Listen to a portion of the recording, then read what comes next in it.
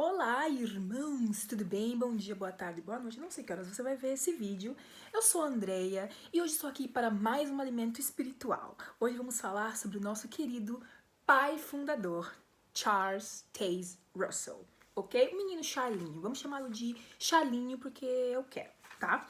Vamos lá. Então, o menino Charlinho, né, o senhor Charlinho, ele nasceu em 1852. Eu tô com uma colinha aqui que é pra não esquecer de falar nada, tá?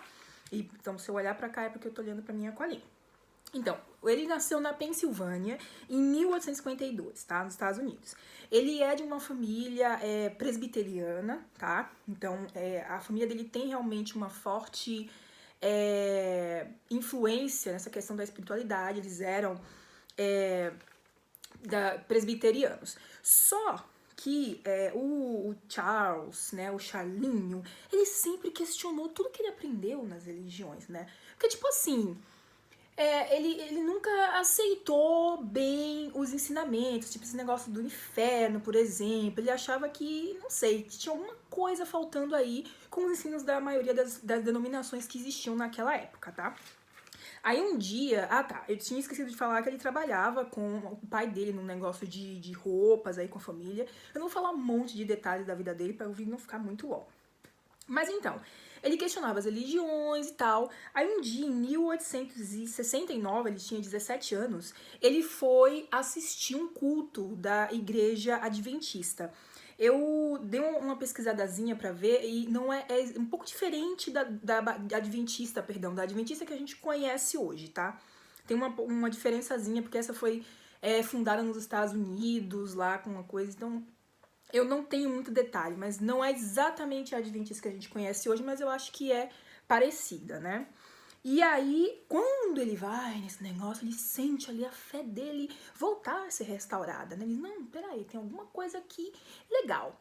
Só que com o menino Charlinho, ele é uma pessoa que não, né, gostava de se conformar, ele achava que ele era um tipo de profeta, e no decorrer desse vídeo você vai ver que ele realmente achava que ele era alguma coisa muito importante, até pela forma como ele agia, como ele conduziu, e alguns desses detalhes você pode observar até hoje nas Testemunhas de Jeová. Por exemplo, eles acham que eles são a única religião verdadeira, né? Que as outras religiões são o que eles chamam de a Grande Babilônia, a Grande Babilônia, a grande foi ótimo, né? A Grande Babilônia, que está envolvida com política e não sei o quê, e que as Testemunhas de Jeová são, na verdade, a única organização verdadeira.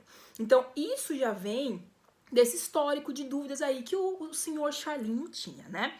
Mas muito bem, continuando, ele ainda não estava totalmente convencido de que... Minutinho, deixa eu beber só uma aguinha aqui, tá? Não, porque senão eu fui falar desse pessoal deixar a gente seca. Então, ele não estava totalmente convencido ali que a adventista era realmente a religião verdadeira ou correta, né? Eu acho esse negócio de religião verdadeira é tão engraçado, que tem tanta religião no mundo, mas não, a minha que é a correta. Mas aí, o que aconteceu?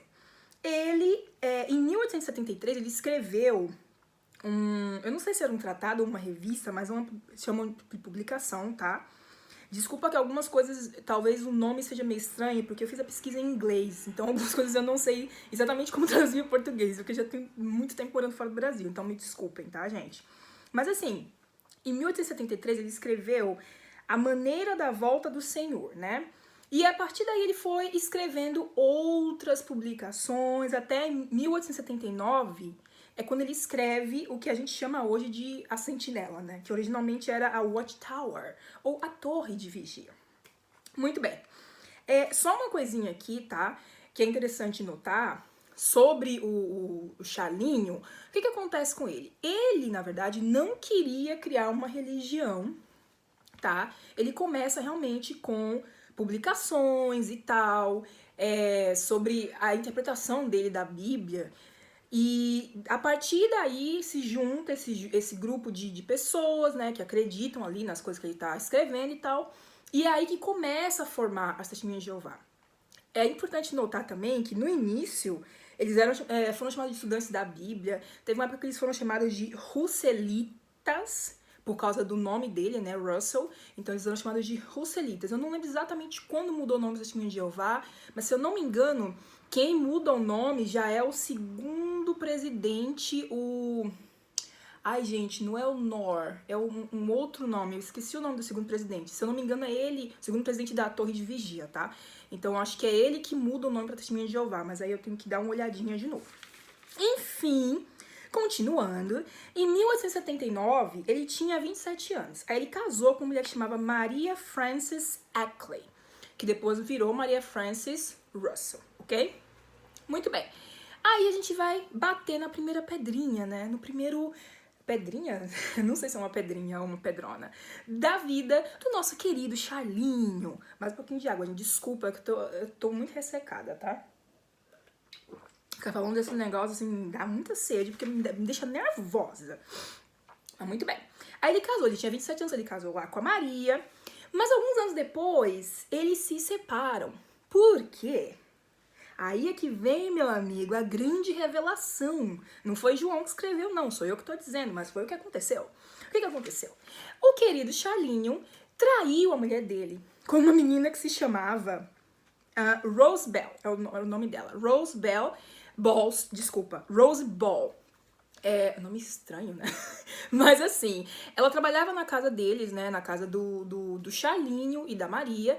E aí ela descobriu que ele tava tendo um caso, né? Que ele fazia visitas noturnas no quarto da moça.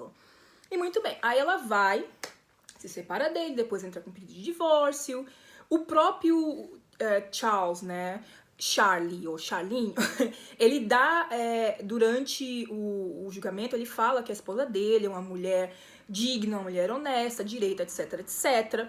Ele não, no julgamento, né, apesar de que eu li em alguns lugares que ele tentou internar a mulher dele, dizer que ela tava, né, meio lelé, talvez pra poder encobrir aí, mas eu não achei muita coisa, então... Isso é algo que eu não posso afirmar com certeza. Eu não lembro exatamente, porque eu pesquisei em vários lugares, então alguns lugares mencionaram isso, que ele tentou internar a mulher, que ele tentou fazer que ela passasse por louca, mas eu não achei muita coisa. Mas assim, né, eu não duvido de nada. Porque a gente vai saber um pouquinho mais da vida desse cara.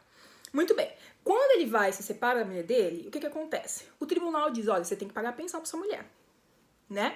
Ele diz o quê? Não vou pagar pensão. Aí vem a segunda bomba, né? Bomba! Qual é a segunda bomba? Ele se recusa a pagar pensão pra mulher dele e simplesmente muda todos os bens que são no nome dele pro nome da Watchtower, né? Ou seja, a Watchtower é minha, mas eu vou mudar o nome dos meus... Ou seja, das minhas... Gente, eu esqueci o nome da palavra agora, desculpa. As minhas propriedades, né, os meus bens, eu vou mudar o nome dos meus bens para o nome da Watchtower, que é minha. Então, assim, né, ele fez uma jogada aí pra tentar não pagar pensão. Eu cheguei a ler também no livro de um outro cara que ele processou, que eu vou falar mais lá na frente, que é o pastor... Ai, como é o nome dele? Pastor Ross, que o Russell processou. Ele escreveu um livro sobre o Charles Taze Russell, né? Inclusive muita coisa baseada nesse livro. E aí o que acontece? Ele falou que ele mudava o Charlinho, né? O nosso querido, digníssimo fundador dessa religião maravilhosa que é só amor, né? Só que não. Ele ficou mudando de um estado para o outro para tentar evitar pagar a pensão para a mulher. E isso não foi no livro. Em outros lugares eu li que os amigos dele pagaram a pensão, finalmente, para evitar que ele fosse preso. Mas, de novo, né? Como é muito antigo, eu não consegui encontrar muita informação sobre isso. Então, eu estou mencionando que eu li em alguns lugares, mas eu não encontrei super informação. Então, eu não vou afirmar que realmente os amigos dele pagaram pela pensão da mulher dele para evitar que ele fosse preso, até porque eu não sei como eram as leis naquela época. Mas, enfim, isso já deixa muito claro uma coisa, tá? Que essa religião esconde o passado do fundador, tá? Porque, assim, uma religião tão puritana como a Testemunha de Jeová, e a gente sabe, né? Quem já foi de lá sabe, você não pode fazer um monte de coisa, inclusive a fornicação e o adultério são os dois pecados, assim, dois dos pecados mais graves que a pessoa pode cometer, e simplesmente o fundador da religião praticou isso, não se menciona, não se fala sobre arrependimento, etc. Muito que bem. Mas aí tem mais duas coisas que eu quero trazer sobre o menino, o rapaz, o senhor Charlinho, né? São dois processos que mostram aí como era o caráter do Charles Taze Russell, ok? O primeiro processo que eu vou falar aqui fala sobre o trigo milagroso, né? Miracles, wheat. Então, o que acontece? Tinha um tipo de trigo que acabou ficando, não famoso, mas que um cara lá começou a propagar dizendo que era um trigo milagroso. E esse trigo simplesmente crescia 5 vezes mais que o trigo normal. Olha que maravilha, imagina, você planta lá e o negócio cresce 5 vezes mais que o trigo normal. Imagina quanta grana você vai fazer. Muito bem. E o Russell anunciou isso na Watchtower, tá? Ele chegou a anunciar na revista.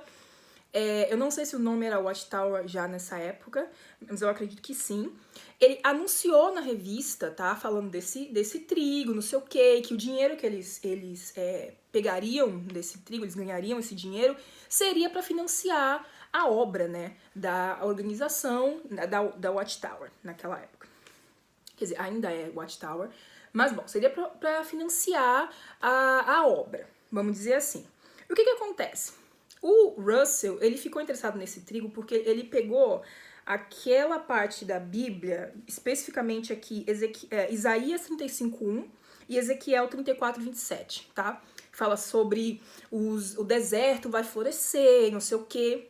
Então ele achou que esse trigo era uma provisão de Jeová, para poder fazer o deserto florescer, etc. Ele falou, não, isso aí deve ser alguma coisa, né, milagrosa, deve ser de Jeová mesmo. E aí ele foi lá e publica sobre o trigo milagroso. E um jornal que se chama Brooklyn Daily Eagle, né, ele fez uma caricatura do Russell referente a essa venda do trigo milagroso, né, fez uma caricatura ridicularizando ele, tá? Inclusive eu vou postar as fontes que eu achei, essa caricatura você consegue achar no Google. E aí o que acontece? O Russell vai lá e processa o jornal. Tá bom pra você? E só um detalhe aqui, tá? Eu li ainda em um outro artigo, que eu também vou deixar o link. Desculpa, gente, as coisas estão em inglês, mas eu acho que dá pra vocês jogarem no tradutor, se vocês quiserem saber. Não vai ficar perfeito, mas vai dar pra vocês entenderem do que tá falando, tá? O que acontece? Ele não falava só sobre... Não teve só esse problema do trigo milagroso. Ele também... O Russell chegou a anunciar cura para câncer, cura para apendicite... que mais que tinha aqui? Tinha algodão milagroso, tinha um negócio de um feijão mágico também, várias coisinhas aí que ele anunciava e as pessoas que seguiam ele não conseguiam perceber, né, que aquilo era um golpe, que o cara é um golpista, vamos dizer assim, né? E aí, o que acontece? Ele processou o jornal e um detalhe também é que esse jornal, o Brooklyn Daily Eagle, ele tinha feito várias matérias sobre o Russell. Eu vou deixar um link também que mostra várias coisas que eles já tinham falado, várias matérias que eles tinham feito sobre o Russell. Não tem as matérias, tem só os nomes, tá? Sobre essas coisas que ele falava que ele vendia. Ele processou o jornal, mas aí ele perdeu, tá? Eu não achei muitos detalhes do porquê que ele perdeu, mas eu imagino que deve ser por causa da primeira emenda dos Estados Unidos. Isso é muito forte lá. Tipo assim, a pessoa, os jornais, os veículos de comunicação têm direito de liberdade de expressão, de poder criticar, inclusive, líderes religiosos ou religiões, tá? Então, eu imagino que tenha sido por causa disso, porque essa coisa da primeira emenda nos Estados Unidos é muito forte, não de agora, já tem muito tempo. Então, eu imagino que tenha sido por isso que ele perdeu ao processar o jornal. Esse foi um processo. E a partir daí você já consegue ver que tem alguma coisa errada com esse cara, sabe? Que não é possível que uma pessoa anuncia feijão milagroso, trigo milagroso, algodão milagroso, e que seja uma pessoa enviada por Deus. Eu realmente acho bem difícil. Ele tentou se defender dessa acusação, dizendo, não, olha, primeiro que não fui eu, tá? Não fui eu que anunciei o negócio do trigo milagroso na minha revista, não. Foi um outro cara lá que eu deixei ele fazer o anúncio e o dinheiro que a gente pegasse ia ser pra minha organização. Então, como que não foi ele? Tipo assim, a revista é sua, a publicação é sua, mas não foi você que fez. Sacou? Tipo assim, querendo tirar o corpo fora. Mas por aí a gente já vê o caráter caráter dele, né? A gente já tem duas coisas aí. Traiu a mulher, a esposa dele, ele ficava fazendo falsas promessas com coisas milagrosas, etc, etc. Aí tem a terceira coisa, tem um terceiro ponto, né, que é um segundo processo que acontece. Gente, me desculpem. Me perdoem, tá? Mas é que eu tenho realmente que ficar me hidratando. Esse segundo processo foi contra o John Jacob Ross. Ele era um pastor batista, se eu não me engano. E esse cara simplesmente começou a falar que o Russell era uma fraude, né? Que o Russell falava um monte de mentiras sobre si mesmo, dizia que ele era um pastor, dizia que ele entendia grego e hebraico, e que por isso que ele tinha feito essas interpretações das escrituras que eram as interpretações corretas, tá? Muitas coisas. Só que aí, veja bem, nesses dois casos, quem processa é o Russell, não são as pessoas, tá? O Russell processou o jornal e aí ele vai e processa também o pastor Ross. Entre 1912 e 1913, alguma coisa, eu coloquei os 2 anos porque em um lugar eu achei em 1912 e em outro eu achei em 1913. Então, foi mais ou menos nessa época. E, inclusive, quando o Russell é chamado para esse, eles chamam de cross-examination, não sei como traduzir isso em português, tipo, para fazerem perguntas ali para ele, vamos dizer assim, ele não vai, né? Depois ele acaba indo lá, ele foge por um tempo, ele vai para outro país, se eu não me engano, aí depois ele volta e ele finalmente vai lá fazer o cross-examination. E o que acontece? O cara pergunta, não, assim, você fala grego pro Russell? Você fala hebraico? Você é pastor? E ele mente, dizendo, não, eu sou pastor, não sei o quê.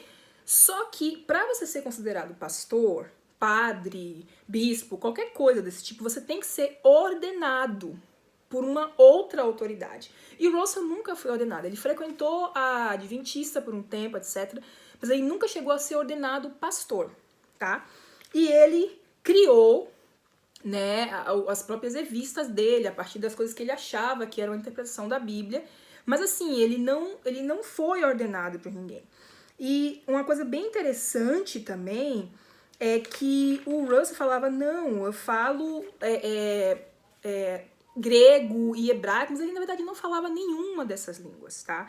Porque assim, se você vai se dizer, eu sou um estudioso da Bíblia e eu estou aqui para interpretar as coisas que a Bíblia diz, você tem que ter conhecimento das línguas, né, nas quais essas escrituras foram feitas. Então seria o hebraico, o aramaico, o grego.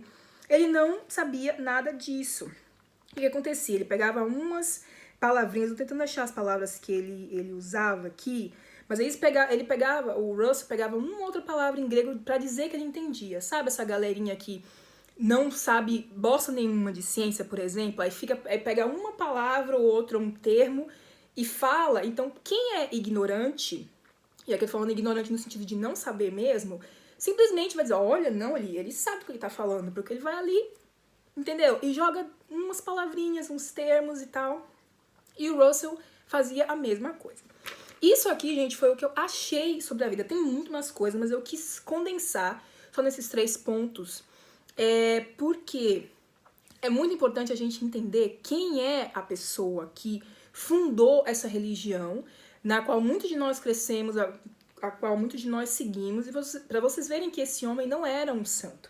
Seria até estranho esperar que um ser humano fosse um santo, mas eu, por exemplo, não esperava encontrar que ele traiu a mulher dele, que ele era um vigarista, que é essa palavra, me desculpem, né, que vendia produtos milagrosos, apesar das testemunhas de Jeová desmentirem isso. Se vocês forem no site delas, eu não sei porque eu pesquisei em inglês, não sei se em português tem, mas geralmente o que tá na JW.org em inglês tá em português também. Tenta jogar no Google Russell trigo milagroso.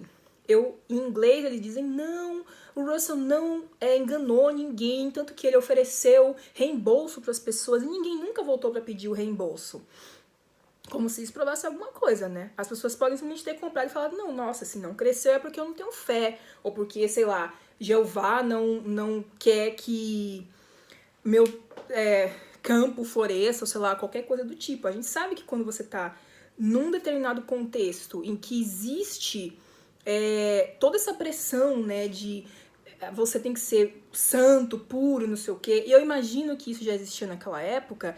Mesmo que uma pessoa comprou o trigo milagroso, sei lá, ou o feijão milagroso, ou a cura do câncer, sei lá, qualquer coisa assim, não funcionou, é muito fácil a pessoa mesma atribuir, dizer que a culpa é dela, entende? O fato de alguém não ter ido lá pedir o reembolso não significa necessariamente que as pessoas não foram enganadas, tá? Estão entendendo o que eu tô falando? Então, assim, é bem complicado. Eu fiquei bem, assim, surpresa de achar, porque a gente cresce achando que o Russell era um cara iluminado por Deus e tal. E na verdade não, né? Ele simplesmente criou as interpretações da Bíblia que ele achava que eram, né? Inclusive fez profecias também, por isso que eu falei no início do vídeo. Ele se achava um profeta. Ele, por exemplo, disse que o Armagedon ia vir em 1914, que não veio, né, obviamente. Esse Armagedon tá vindo de Tartalesma, né? Cruzou uma tartaruga em uma lesma e o Armagedon tá vindo montado nela. Porque até hoje a gente tá esperando. Então, ele previu, ele profetizou que viria em 1914, não veio. Inclusive, ele mesmo morreu triste, né? Como se diz? Pelo fato de o Armagedon não ter vindo, a profecia dele não ter se cumprido. Inclusive, se você vai nas publicações antigas das Testemunhas de Jeová, isso é uma coisa que eu cheguei até a aprender, né? Eles acharam que ia vir em 1914, mas aí depois eles disseram, não, Jesus foi coroado nessa época, né? Nessa nova luz do Espírito Santo, que às vezes pega uma coisa que a gente aprendeu no início e muda depois. Foi a mesma coisa com o Russell, né? Porque, veja bem, é muito simples você chegar e dizer, olha, vai acontecer tal coisa tal dia. Aí se a coisa não acontece, você vai lá e inventa uma desculpa e diz, não aconteceu por isso, isso e isso, mas vai acontecer. Então é a mesma coisa que essa religião faz e a gente consegue ver isso desde os primórdios, desde a fundação, desde de quem era Charles Taze Russell, entendeu? Ele não era esse homem santo e bonzinho que as Testemunhas de Jeová acreditam que ele era, né? Que a gente vê pintado na publicação, como ele se fosse um pioneiro, porque ele fez lá o fotodrama da criação, ele criou, e na verdade era isso mesmo, assim, ele era uma pessoa, um publicador, no mais pleno sentido da palavra, no sentido de publicar mesmo, porque era isso que ele começou fazendo, né? Ele publicou revistas e tal, foi pioneiro, vamos dizer assim, não sei se pioneiro, mas ele conseguiu criar um império, porque as Testemunhas de Jeová depois ficaram conhecidas, por muito tempo eles tiveram muitas gráficas, agora que tá começando a mudar um pouco para digital, por causa dos tempos também estão acompanhando, né, os avanços tecnológicos, então eles já não estão imprimindo como antes, mas sempre foram conhecidos. Inclusive a gente assistia aquela fita de Betel e via lá como as publicações eram feitas, porque isso de publicar, de fazer, criar revistas, livros, etc., vem desde o Russell, tá? E infelizmente com as coisas que ele tirava da cabeça dele. Esse pastor, o Ross, o pastor que ele processou, falou, ele mente, ele fala umas coisas absurdas que nenhuma outra pessoa, nenhuma outra religião acredita. Porque pode observar que conceitos básicos das outras religiões, como a Trindade, por exemplo, o inferno, essas coisas, o Russell tira, né? Essas Testemunhas de Jeová não acreditam nessas coisas. Porque eu acho que ele queria ser, tipo, diferentão, entendeu? Ah, não, eu quero ser o diferentão aqui, o que tem a verdade do que a Bíblia quer dizer. E tudo da cabeça dele, né? Porque como é que uma pessoa que não sabe grego, que não sabe hebraico, aramaico, diz que ela é a pessoa que está interpretando a Bíblia de maneira correta? Né? Não sei. Mas imagina, né? Se hoje tem gente inocente, ingênua, ignorante de novo, no sentido de não ter conhecimento, que acredita nessas coisas, imagina naquela época, né? Quando a religião começou a ser fundada. Mas bom, gente, isso foi o que eu descobri sobre o Russell. Eu vou deixar os links, eu vou passar os links para o Will, para ele colocar, para vocês verem onde foi que eu tirei meu Deus, eu tô toda embolada hoje. Quais são as fontes da minha pesquisa, tá? Aí vocês podem clicar, como eu falei, se vocês não conseguirem ler inglês, vocês podem tem uns vídeos também, o vídeo não vai ter como traduzir, mas os links tem como vocês copiarem, jogarem no Google e ver o que tá falando, tá bom? Andréia, beijos para vocês. E não se esqueçam de continuarem firmes e fortes na sua determinação de achar a verdade. Mas a verdade mesmo, tá? Não o que outras pessoas dizem pra você que é a verdade. Beijo.